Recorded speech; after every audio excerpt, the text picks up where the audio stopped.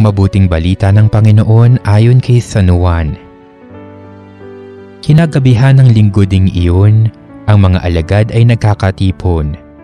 Nakapinid ang mga pinto ng bahay na kanilang pinagtitipunan dahil sa takot nila sa mga Hudyo. Dumating si Jesus at tumayo sa gitna nila. "Sumainyo ang kapayapaan," sabi niya. Pagkasabi nito, ipinakita niya ang kanyang mga kamay at ang kanyang tagiliran. Tuwang-tuwa ang mga alagad nang makita ang Panginoon.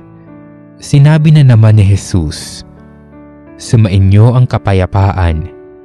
Kung paanong sinugo ako ng Ama, gayon din naman sinusugo ko kayo."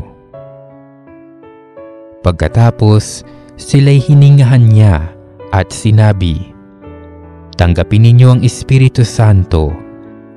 Ang patawarin ninyo sa kanilang mga kasalanan ay pinatawad na nga. Ang hindi ninyo patawarin ay hindi nga pinatawad."